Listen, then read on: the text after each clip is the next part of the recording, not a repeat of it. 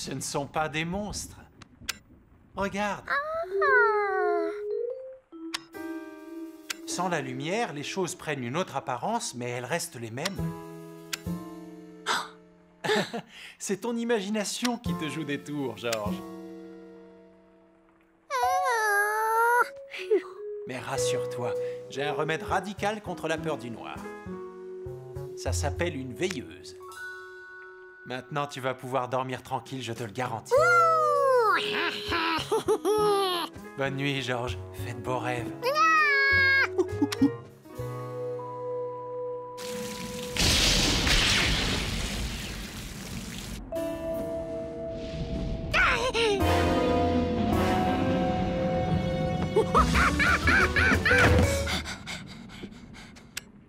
Mauvaise nouvelle, l'orage a provoqué une panne de courant.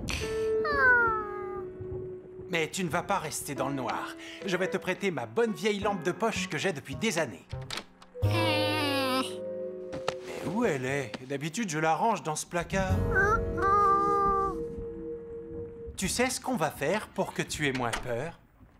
On va dormir tous les deux dans le salon. Ça va être amusant, non? Ça aurait été amusant de camper dans le salon.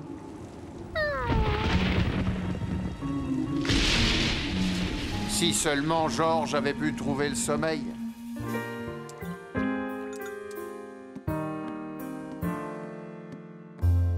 Non, le courant n'est toujours pas revenu. Si c'est comme la dernière fois, il va falloir attendre 4 jours. Mais ne t'inquiète pas, je finirai bien par retrouver ma lampe de poche. Georges devait aller récupérer cette lampe s'il voulait dormir cette nuit. Mais il tremblait de peur, rien qu'à l'idée de retourner dans la grotte tout seul.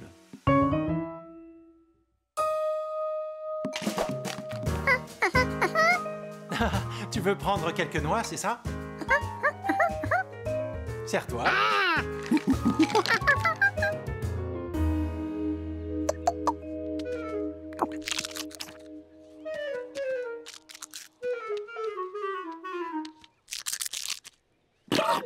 Georges avait trouvé le moyen d'attirer Jumpy jusqu'à l'entrée de la grotte. Maintenant, il devait le convaincre de le suivre à l'intérieur.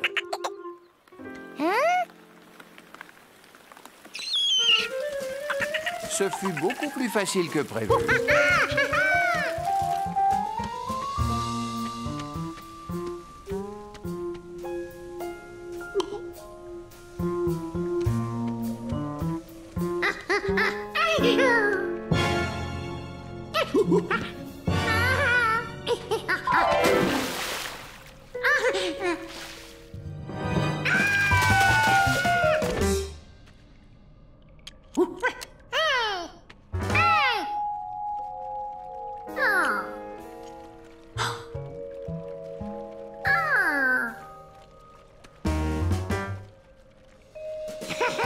L'homme au chapeau jaune avait raison. Tout ce qui faisait peur à Georges ne sortait que de son imagination.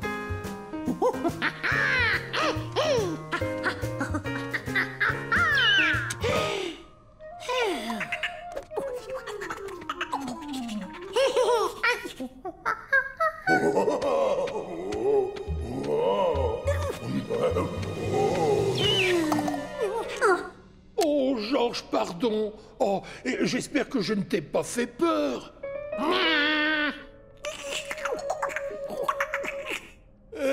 Je me suis fait surprendre par la pluie, alors je me suis réfugié ici. Regarde ce que j'ai trouvé. Tu la veux? Oh, je connais cette grotte comme ma poche. J'y viens depuis que je suis tout petit. Viens, je vais te la faire visiter.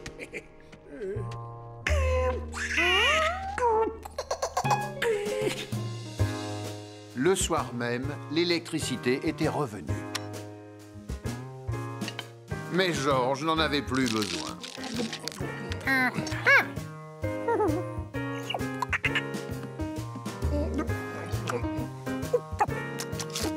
Après toutes les ombres effrayantes qu'il avait vues aujourd'hui et tous les bruits bizarres qu'il avait entendus, il trouvait qu'il ne s'était jamais senti aussi bien chez lui qu'assis dans un fauteuil, dans le noir.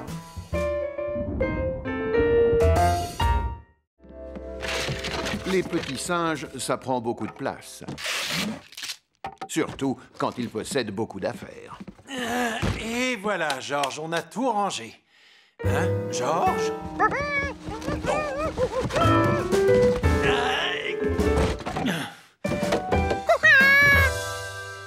Dis-moi, Georges, tu es sûr que tu ne préfères pas t'en débarrasser plutôt que de les entreposer dans la cave? Ah, ça m'étonnerait que tu joues encore avec ça. Non, oh, non.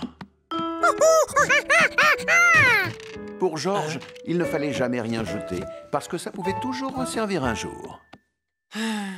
D'accord, descendons-les à la cave.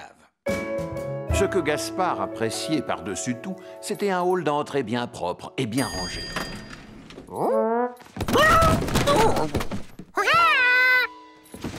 Si seulement ce singe avait été sur la même longueur d'onde. Désolé pour le désordre, Gaspard. Vous avez tout descendu? Même pas la moitié, hélas. Hein? Oh, la sonnerie du 300 est encore bloquée. Gaspard va vous accompagner à la cave à ma place. Ah, d'accord. Je remonte chercher d'autres cartons. Va avec Gaspard choisir une place pour les ranger.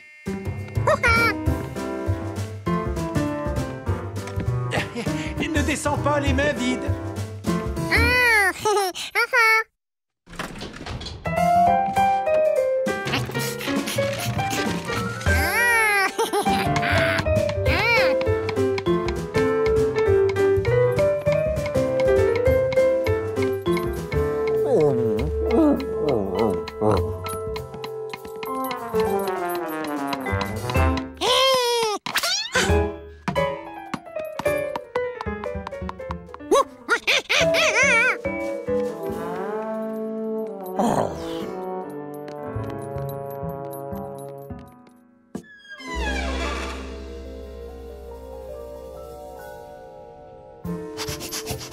Gaspard rechercha un espace pour ranger les affaires de Georges.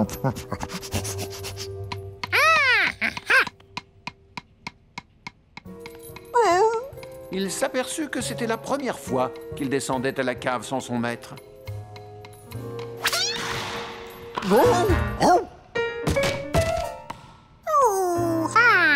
Où était-elle passée, cette balle? Un vrai chien de concierge se doit de rester imperturbable.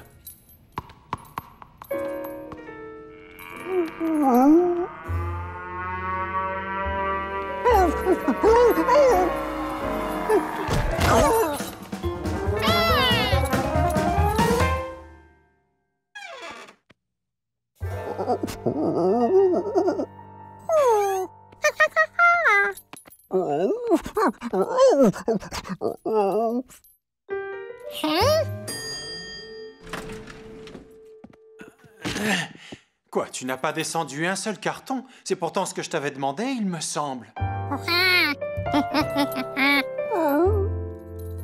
Fais-le cette fois, pendant que moi, je vais remonter chercher d'autres cartons.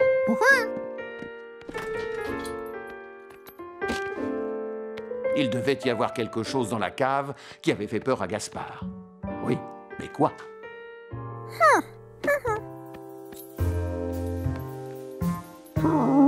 Il ne pouvait pas laisser ce pauvre Georges s'aventurer là-dedans tout seul.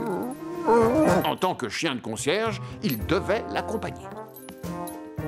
Il n'y avait aucune raison d'avoir peur. Après tout, une cave, ça n'est qu'une pièce remplie de vieilleries.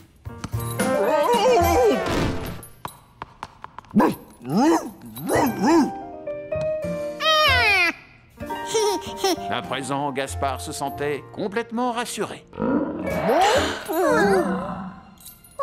Jusqu'à ce cri affreux.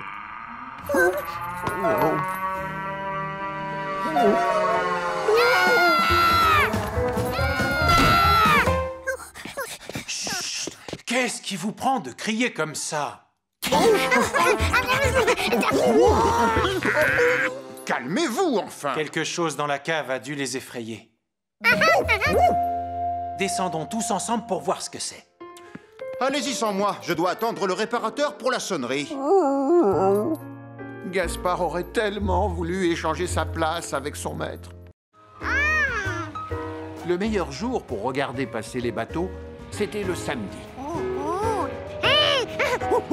Il y avait des vedettes, des remorqueurs, des teckels. Des teckels. Hé, mais c'est Gaspard. Le chien du concierge aimait faire du bateau pour 3 raisons. Le bruit du vent qui soufflait dans la voile, la manière dont son maître se servait du vent pour que le bateau aille plus vite, et la distance de sécurité qu'il y avait entre lui et le fauteur de troubles le plus proche.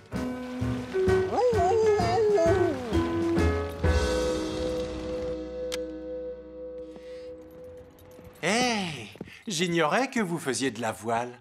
On adore ça, surtout Gaspard, à tel point que je lui ai mis un bateau dans sa gamelle.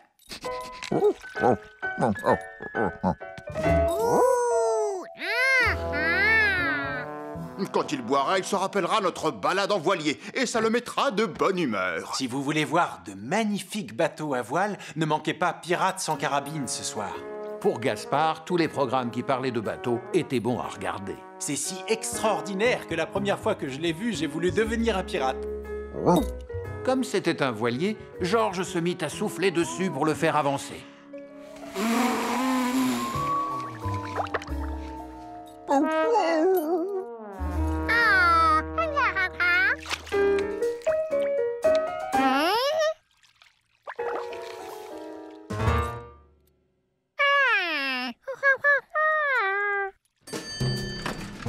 Tu viens, Georges?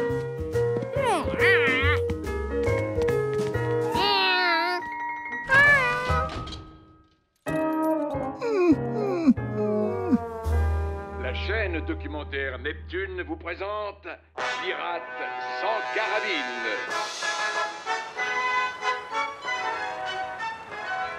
Quelle merveille! Je suis sûr que ça te plairait de monter à bord, n'est-ce pas?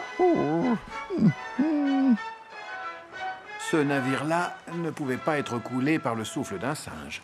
Le navire marchand a été attaqué par le terrible pirate au chapeau noir.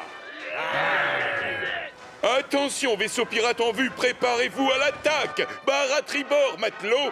Allez! Les navires de cette époque avaient fière allure, quand même. Ça devait être un honneur immense d'être capitaine.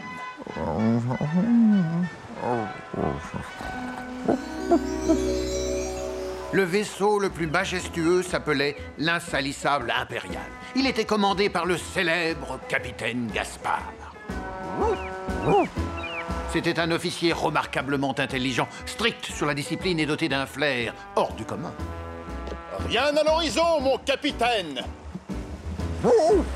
Je vous remercie. Vous savez combien je tiens à vous obéir. L'équipage du capitaine Gaspard était aussi efficace que discipliné.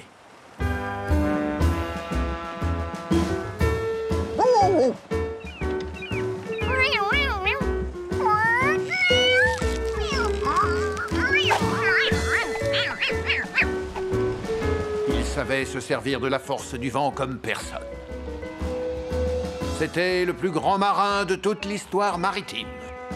Mais le voyage ne fut pas toujours de tout repos. Un nouveau membre d'équipage embarqua lors d'une escale aux îles Tortugas. Georges le Moussaillon aimait semer la pagaille à grands coups de sandwich à la confiture.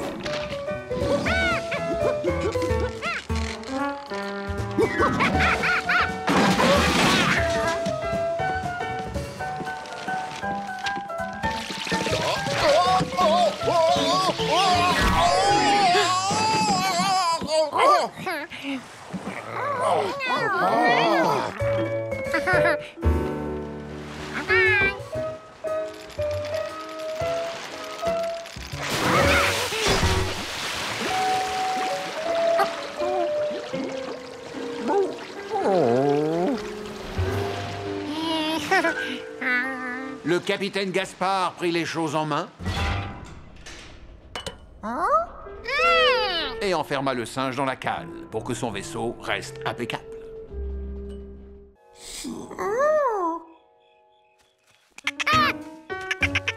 Non, pas dans ce tronc d'arbre. Georges était désolé d'avoir réveillé Jumpy l'écureuil, mais il devait poursuivre son chemin. Alors il eut une idée.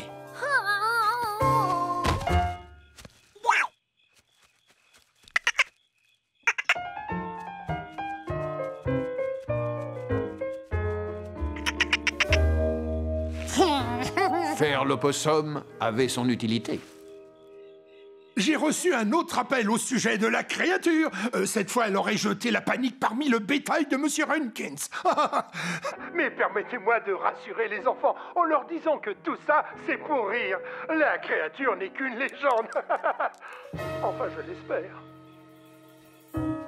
George se rappela que l'opossum aimait les sandwichs au poisson. Alors peut-être qu'il vivait dans l'eau, comme les castors.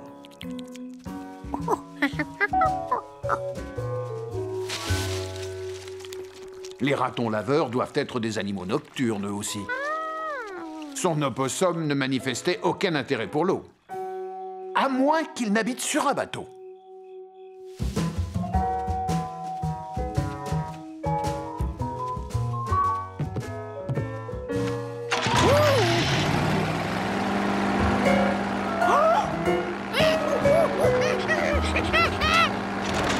Allô, Clint? Je crois que la créature du lac est en train de voler notre bateau. Peut-être que la famille de cet opossum habitait en ville. George le porta à bout de bras pour l'aider à se repérer dans les rues. Chers auditeurs, je vous rappelle que la créature du lac n'est qu'une légende de pêcheurs. En vérité, elle n'existe pas. Oh, sauf qu'elle est là devant moi. Elle doit mesurer 3,50 m. Elle est aussi terrifiante qu'un requin tenant un harpon. Oh non!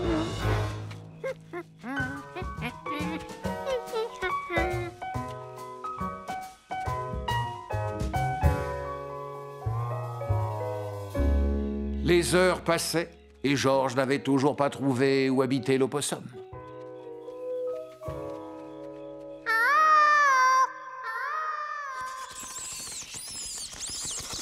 Il découvrit d'autres maisons d'animaux nocturnes.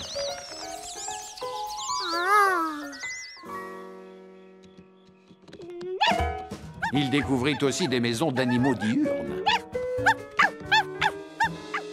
Mais la maison de l'opossum restait introuvable.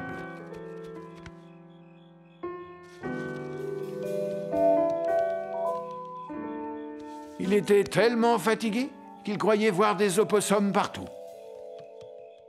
Mais peut-être ne rêvait-il pas.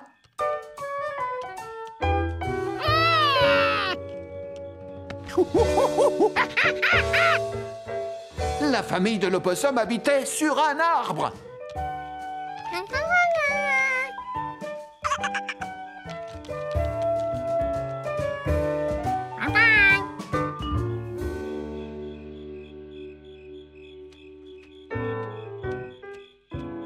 George? Mais il est un peu tard pour faire une promenade. La nuit a été mouvementée. Des personnes nous ont signalé avoir vu des créatures nocturnes.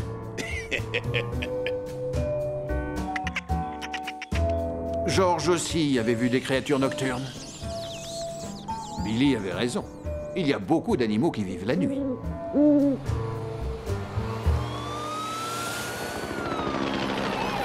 Mais Billy s'était trompé au sujet de la ville. Elle n'était pas aussi calme. Verrouillez vos portes. Nul ne sait où la créature du lac surgira la prochaine fois. La nuit, tout le monde ne dormait pas.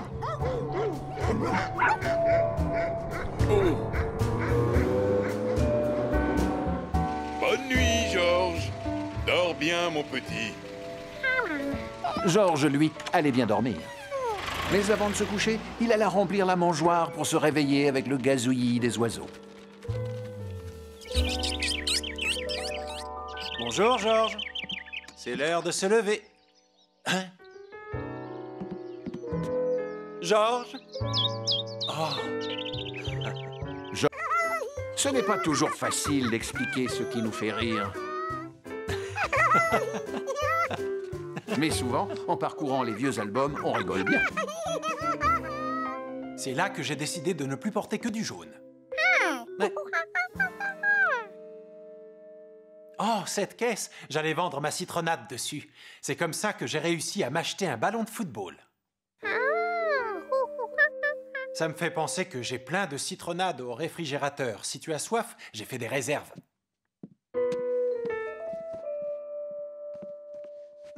C'est drôle, je suis déjà pressé de rentrer pour pouvoir déguster une citronnade bien fraîche. Sois sage, Georges. Au fait, ce short était un cadeau de ma grand-mère. Georges ne pensait plus aux shorts. Il pensait plutôt à son ballon raplapla. Si l'homme au chapeau jaune avait réussi à avoir un ballon en distribuant de la citronnade, ça valait le coup d'essayer.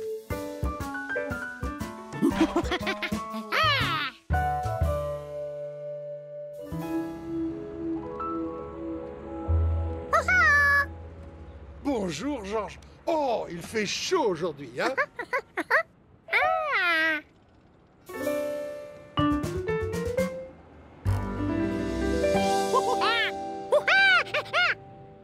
Ah, tu veux cette caisse? Je te la donne, prends-la.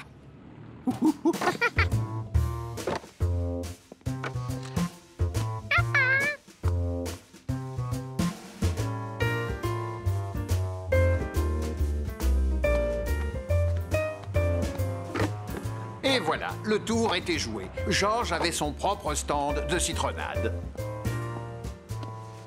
Oh, quelle chaleur!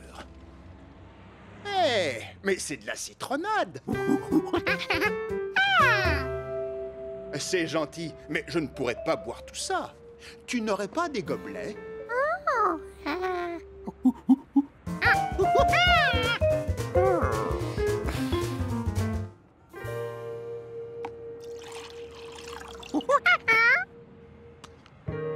Tu m'as servi un grand verre. Mais ça peut s'arranger. Voilà, c'est juste ce qu'il me faut. Incroyable, c'était magique. Avec un verre de citronnade, le concierge en avait fait 2. C'est délicieux. Ça mérite bien une petite récompense. C'était tellement facile. N'importe qui pouvait gagner un ballon avec de la citronnade. Tiens, une petite pièce pour toi. Et merci.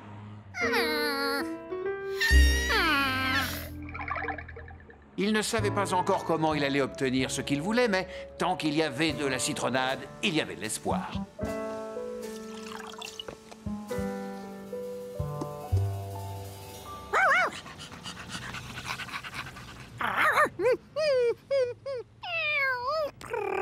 Georges ne parlait ni le langage des chiens, ni celui des chats.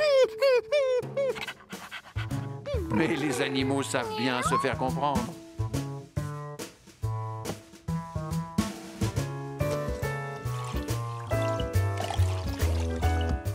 Il ne pouvait pas leur en donner trop s'il voulait avoir son ballon. Mais Charlie et Gnocchi n'étaient pas au courant de ses projets et ils avaient très soif.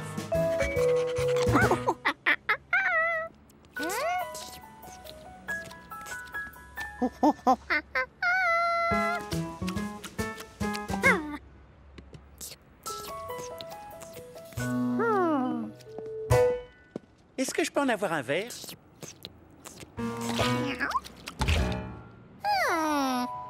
Après tout, non.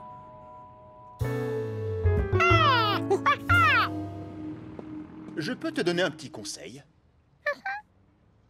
Ne laisse pas boire le chat et le chien dans les verres. Les gens n'aiment pas ça.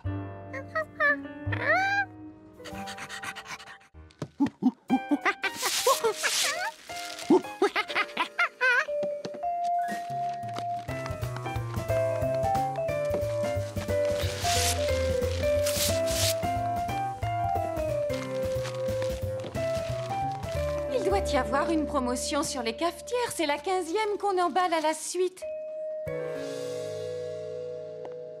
Enfin, te voilà. Je t'ai cherché dans tout le magasin. Quel dommage que Georges ait un pantalon à rapporter. Il aurait bien voulu continuer à déballer les cadeaux.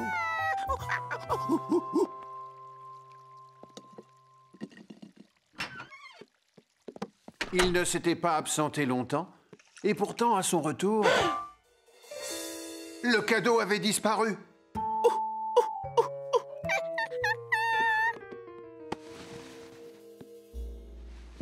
Merci, mon petit Georges, tu es adorable.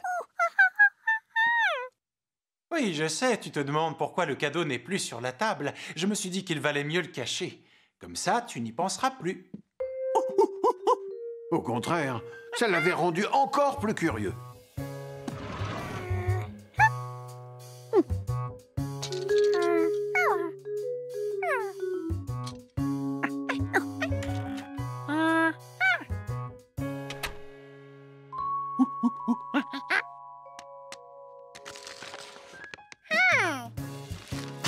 Oh, les murs aussi étaient enveloppés dans du papier. C'était encore plus rigolo à déballer, car il y en avait plusieurs couches. Il y en avait même tellement que ça devait sûrement cacher quelque chose de fabuleux. Oh non! Bon, il ne restait plus qu'à tout remettre en place. Mais ça n'allait pas être facile. Et si Georges redécorait la salle de bain pour l'anniversaire du professeur Wiseman?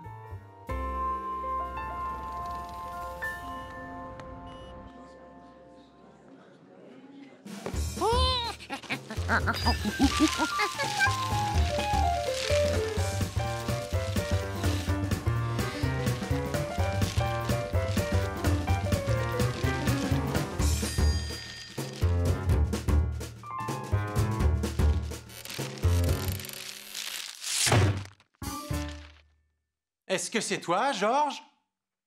Va vite te laver les mains avant l'arrivée du professeur. Oh, et mets le saladier en évidence sur la table.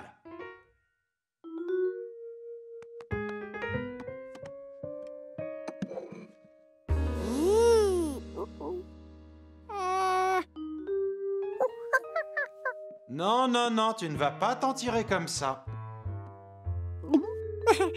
Regarde tes mains. Elles sont encore toutes collantes. Tu ne peux pas... Oh, oh, oh, oh, oh. Qu'est-ce que tu as encore fait? Oh, voilà le professeur Wiseman. Aide-moi à ranger tout ça.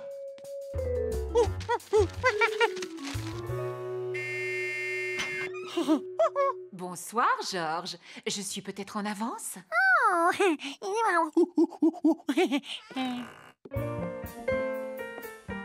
J'arrive tout de suite. Il y a des fruits sur la table. Servez-vous. Avec plaisir. C'est une espèce de banane orange. Et je suppose que ça pousse sur les bananes orangées. C'est intéressant. Je vais en planter un dans mon jardin. Excusez-moi, professeur, Oh. Bon anniversaire de notre part à tous les deux. Oh, il ne fallait pas, voyons. Georges, veux-tu m'aider à l'ouvrir?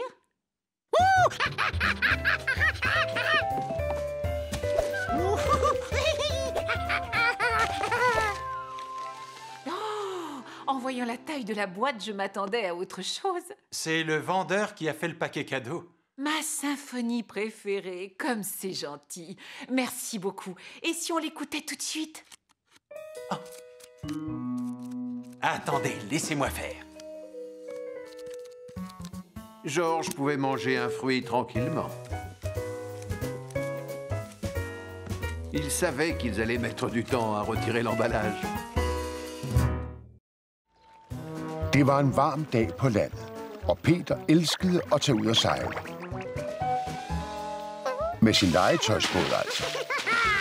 Selv en legetøjsbådkaptajn kan komme ud for oprørte vande i sin perfekte yndlingsdam.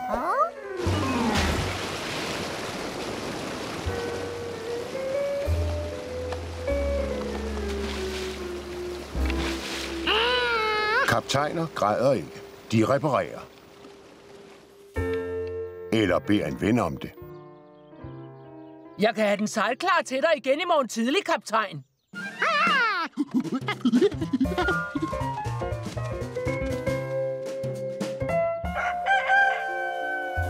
Så nøjagtigt 10 sekunder før morgen tidlig næste dag. Lige på slaget. Hvad så, Artie? Så er du klar til at sætte sejl igen?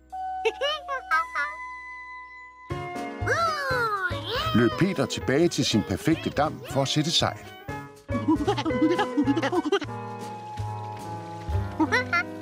Nu havde han en båd, men ingen dam. Og åen var blevet til en lille bæk. Hvor kunne en hel dam forsvinde hen? Han fandt ikke sin dam, men han fandt en mystisk væg i åen.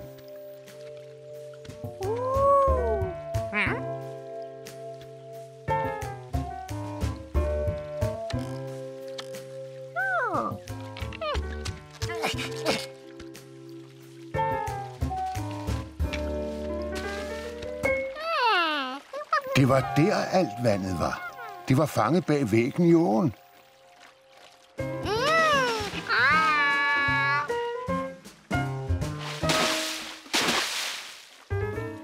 Hej Peter! Leder du efter bæverfamilien? Bæverne har bygget en dæmning for at lave den der store dam. Du ser nok aldrig bæver inde i storbyen, vel?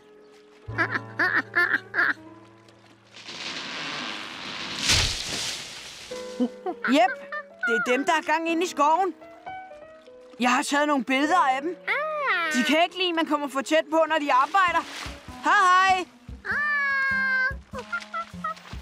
Så det var bæverne.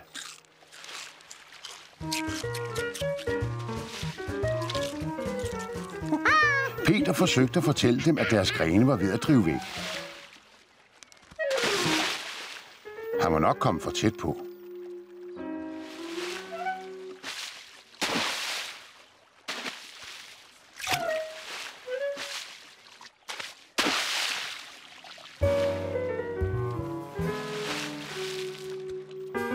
Hvis bæverne ikke ville have, at han så på, måtte han jo bare lege med sin båd.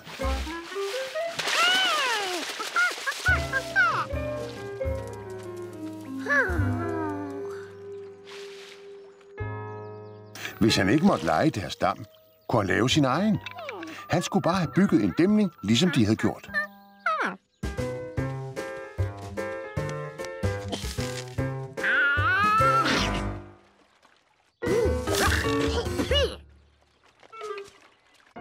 Der måtte være en nemmere måde at skaffe træ til en abedæmning på.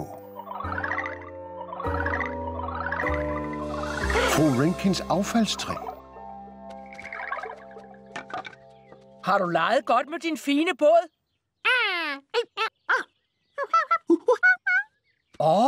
Du vil gerne have affaldstræet. Værsgo. Jeg spænder vognen bag Leslie, så du slipper for at forslæbe dig. Nu havde han træ. Hvad kunne han ellers bruge til at stoppe vand med? Et voilà, ça va te faire du bien. L'hiver avait quand même ses bons côtés. Allô? Et Georges les appréciait largement. Il était prêt à renoncer à faire comme s'il était encore en été. Comment peut-on espérer s'amuser quand il gèle dehors? Et c'est en voyant le carton de jus de fruits qu'il eut une idée géniale.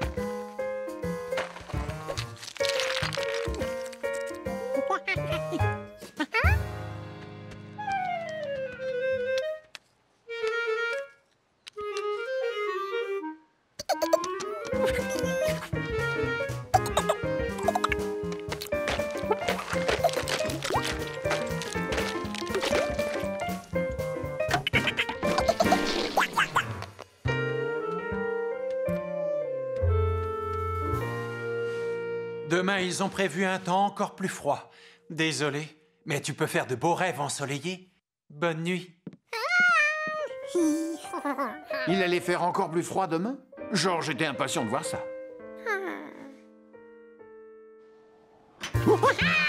N'oublie pas ton bonnet.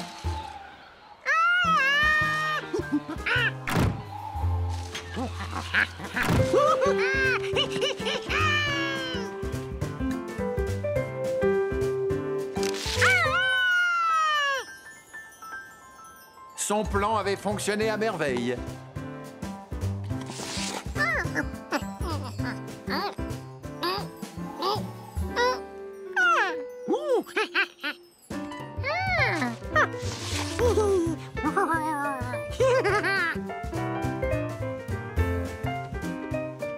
George avait fabriqué un jeu de quilles en glace.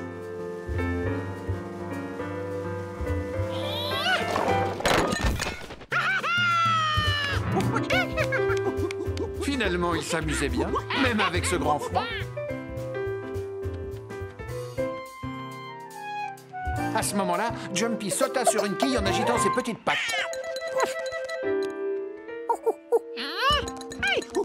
Mais qu'est-ce qui lui arrive, pensa George? Il n'aime pas le jeu de quilles? Puis il comprit qu'en fait, Jumpy voulait récupérer les graines prises dans la glace.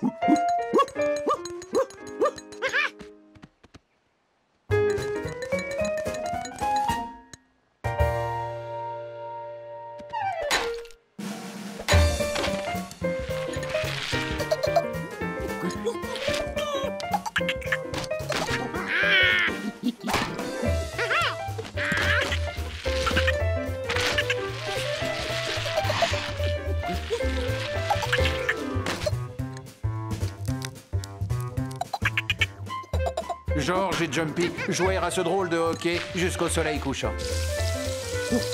Et George prépara de nouvelles quilles pour le lendemain. Après son petit déjeuner, il sortit bien emmitouflé. Tu n'as pas besoin de te couvrir autant. Il fait plus doux aujourd'hui. Fantastique! George était pressé de retourner jouer.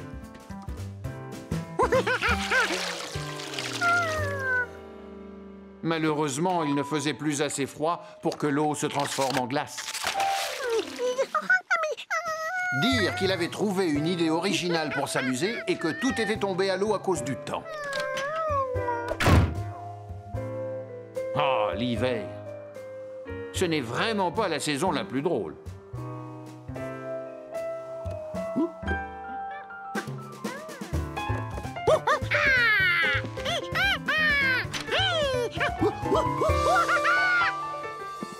Ça y est, il commence à neiger. Ils ont prévu d'importantes chutes pour cette nuit.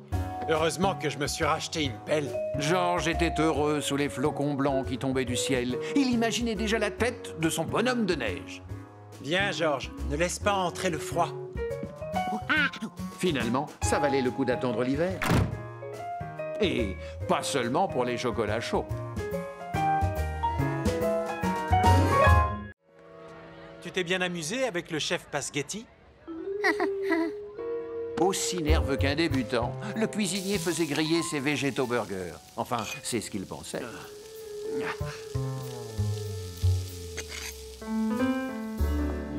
Et voilà! En espérant que cela vous plaise. J'ai encore jamais mangé de hamburger végétarien.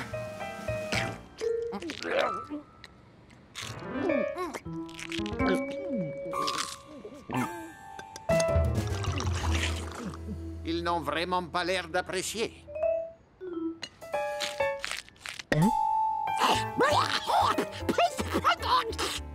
Oh, je suis un homme fini. Finito, jamais, je dis bien jamais, je ne retoucherai à une casserole de ma vie.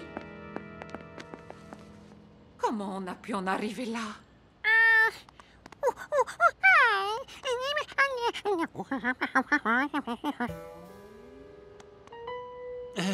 Je pense qu'il y a un singe qui a mis son grain de sel à la préparation des hamburgers. Ah, je vois. Comment je vais pouvoir prouver que la recette de mon mari est parfaite?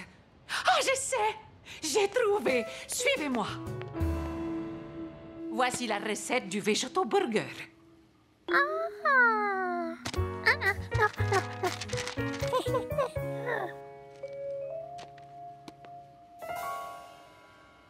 Ça, ce n'est pas une recette de cuisine, c'est le projet d'agrandissement du jardin potager.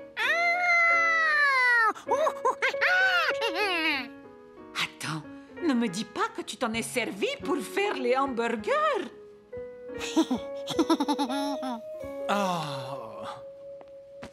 Écoutez, on va tout reprendre à zéro. Des pois chiches réduits en purée. Oh, il ne faut pas faire ça à la main.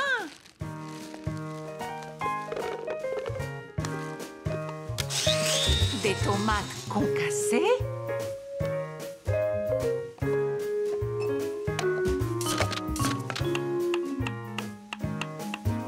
Georges mit la main à la pâte et n'oublia pas d'ajouter le poivre, lui.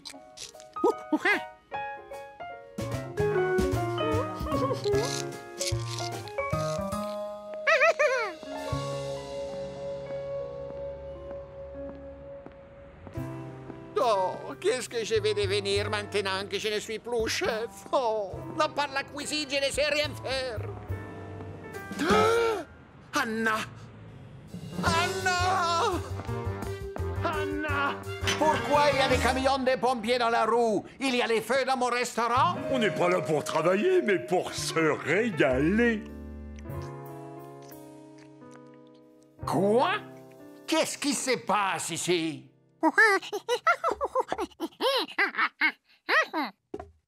Georges dit que c'est lui qui avait préparé les hamburgers pour le pique-nique, pas toi. Ah, Anna? Tu arrives à comprendre Giorgio? Non. Enfin, l'important, c'est que cela soit fait à partir de ta recette. Ah. Chef, c'est le meilleur hamburger végétarien que j'ai jamais mangé. Attendez une minute. Je croyais que vous n'y aviez jamais goûté. C'est vrai. C'est bien pour ça que c'est le meilleur. Excusez-moi, je crois que cette boîte est à vous. Il y a votre photo dessus. Oh, je ne sais pas ce qu'elle contient, mais ça sent bon. Oh, mes végétaux burgers. Oh, je suis tellement heureux que je vais me mettre à pleurer. Les chefs cuisiniers sont de grands sensibles.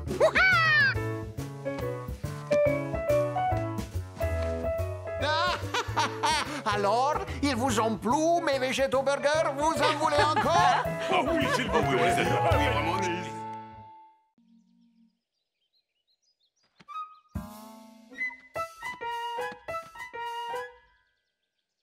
Comment capturer des animaux aussi rapides? Par surprise, peut-être.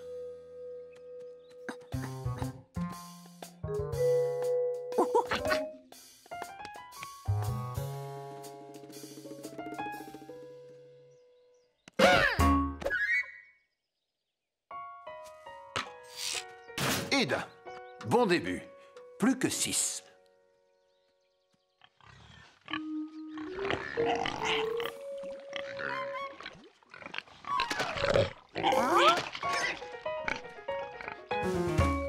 Dans cette folle poursuite, les lapins étaient trop jeunes pour penser à effacer leurs empreintes derrière eux.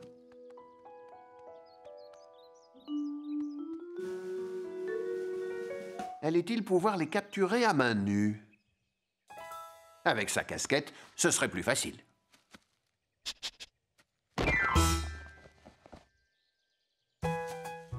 Et 2 de plus.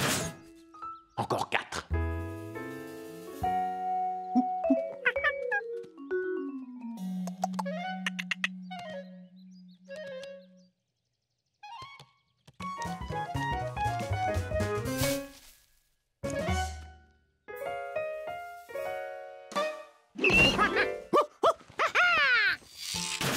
Georges avait attrapé Blanchou, Peluche, Oreille Noire, Grismine, Caramel et... un intrus? Non, c'était Jumpy l'écureuil.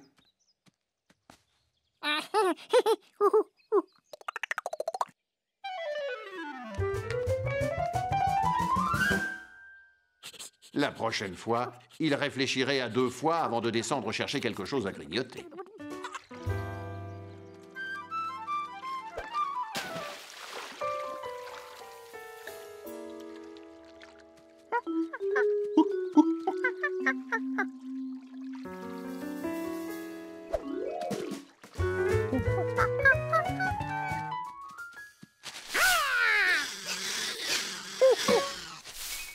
Des ratons laveurs. Ils ne sont pas forcément aussi gentils que des petits lapins.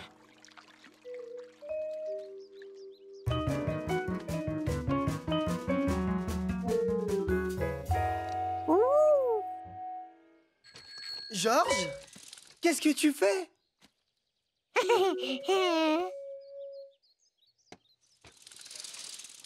Billy avait bientôt fini sa tournée. Il fallait se dépêcher.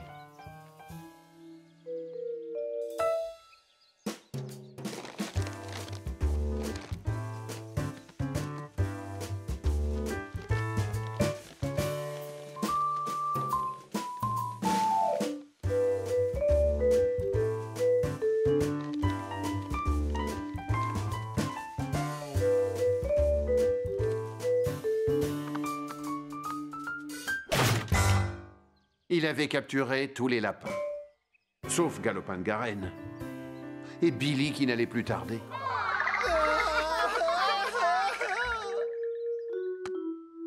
Pourtant, il avait cherché partout. Qui pourrait le retrouver? Mais oui, sa maman.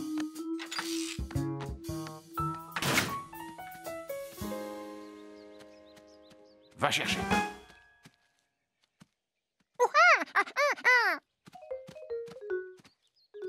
Quelle idée il avait encore eue. Ce n'était pas le moment de jouer avec une pelote de laine. Il fallait retrouver le fiston, et vite. Mais ce n'était pas une pelote de laine. C'était la queue de Galopin de Garenne.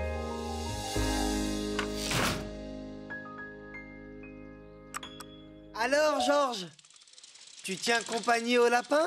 C'est gentil. Pour te remercier et pour avoir été aussi patient, je vais te laisser en caresser un tout de suite. Mais il faut prendre quelques précautions. Sinon, ils vont s'échapper et pour les rattraper, c'est mission impossible. On va d'abord soulever le crochet.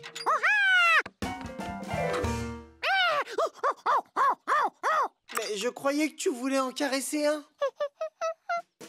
Ah, je vois que tu préfères ne pas prendre de risques. Mais comment ce gland est arrivé ici?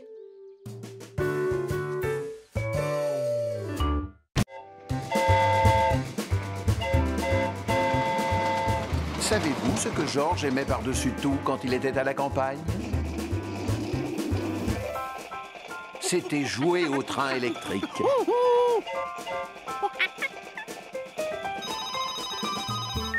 Allô? Oh, bonjour, Billy. Le festival du cerf-volant vient de se terminer.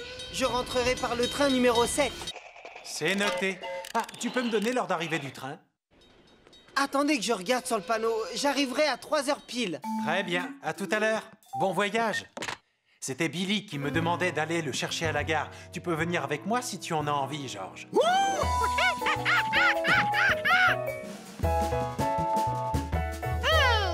Pas maintenant, il est encore trop tôt. Il n'est pas encore parti, alors on a le temps. Laisse-moi t'expliquer comment ça marche. Voici le train que va prendre Billy.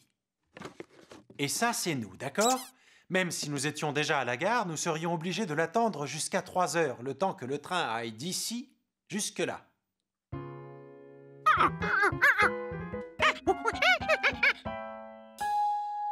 Très bien. Allons à la gare maintenant, comme ça tu auras le temps de voir comment ça marche.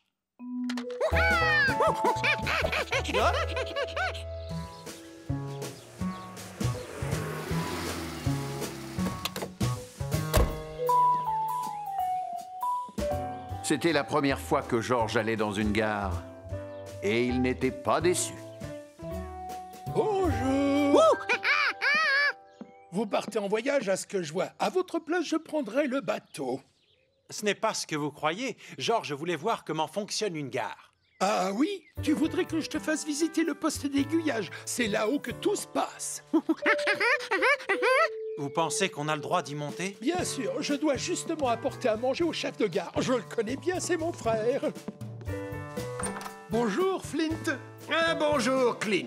Laisse-moi te présenter George et son... Oh, vous devez être l'homme au chapeau jaune. Il faut dire que vous ne passez pas inaperçu dans la région. Vous êtes un peu comme un tournesol au milieu d'un champ de pommes de terre. Est-ce que tu pourrais expliquer à ce petit singe qui est très curieux le fonctionnement d'une gare? Avec grand plaisir. Alors, tu vois, grâce à ce panneau, je peux suivre tous les trains en circulation. Il est important que je sache exactement où ils sont pour pouvoir les faire arriver à l'heure. Tu comprends? D'après ce tableau, le premier train qui doit entrer en gare est le numéro 1. Ensuite vient le numéro 2, puis le numéro 3, etc., etc.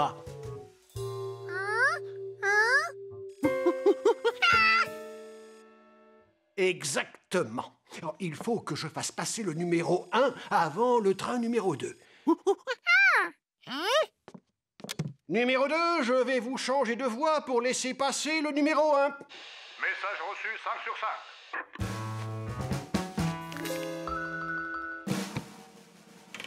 5. Regarde, je vais aiguiller le train numéro 2 sur une autre voie.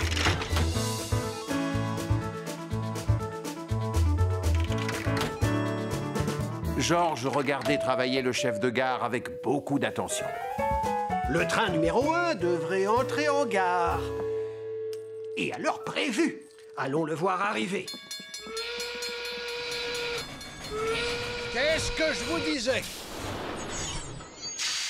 Tu en sais suffisamment pour pouvoir me remplacer. Et si on mangeait maintenant?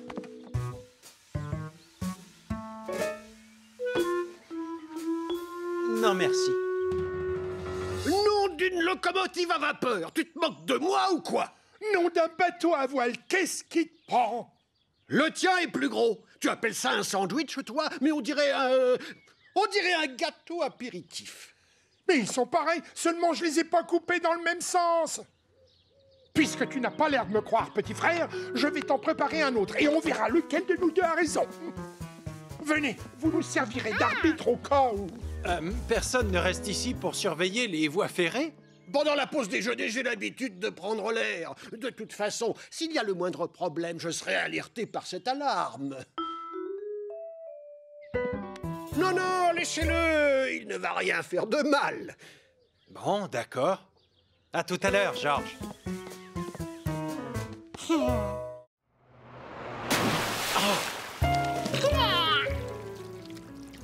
Oh.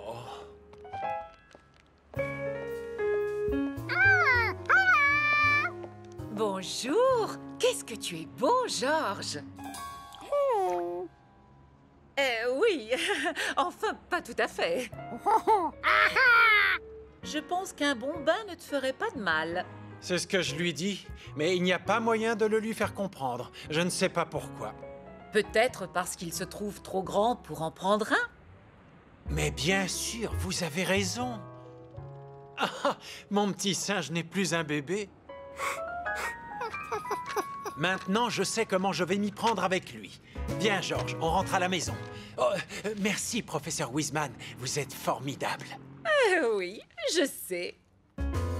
Je comprends parfaitement pourquoi tu ne veux plus prendre de bain. Je suis tout à fait d'accord. Il est temps pour toi de commencer à prendre des douches.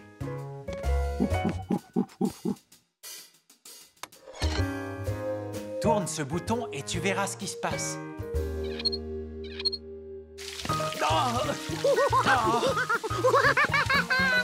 S'il te plaît, George. Très bien. Tu ne veux plus prendre de bain et tu ne veux pas prendre de douche. Moi, j'ai besoin de prendre l'air. Alors, je sors faire un tour pour me changer les idées.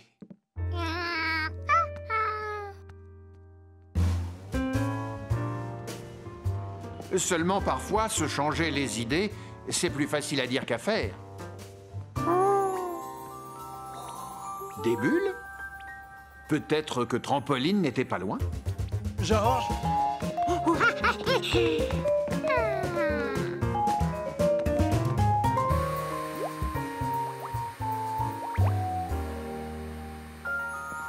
Bonjour, Betty. Salut, Steve. Bonjour. Betty faisait de jolies bulles, mais pas la moindre trace de trampoline. On lave des chiens pour se faire un peu d'argent de poche. Tu veux nous aider? Mais oui, pourquoi pas? Regarde, il y a tout ce qu'il faut. Des éponges, du savon, de l'eau et du savon. Super, tu vas m'aider à faire des bulles pour attirer les clients, d'accord?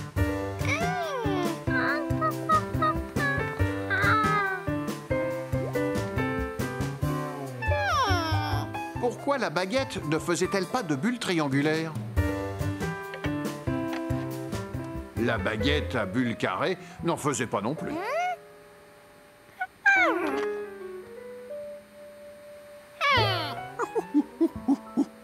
Moi aussi, j'ai été étonnée la première fois.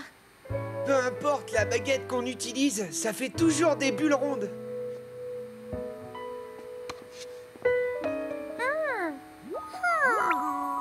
Plus il faisait des bulles, plus il pensait à trampoline.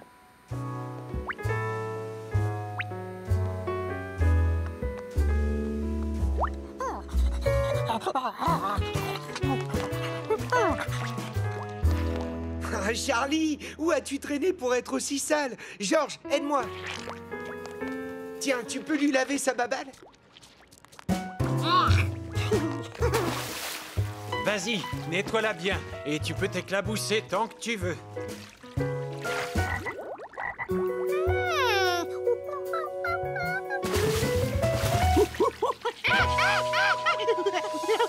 Mais ce bruit... Bien sûr, le parc, la boue, Charlie.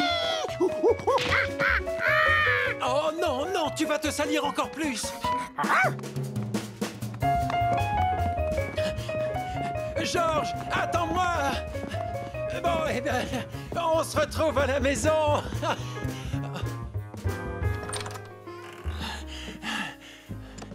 C'est bon, tu as gagné. Au fait, pourquoi on faisait la course? Hein? Georges, tu prends ton bain? Tu peux y rester le temps que tu veux. Oh, qu'est-ce qui a bien pu lui faire changer d'avis? Un bain ne serait pas un bain sans bulles et sans trampoline.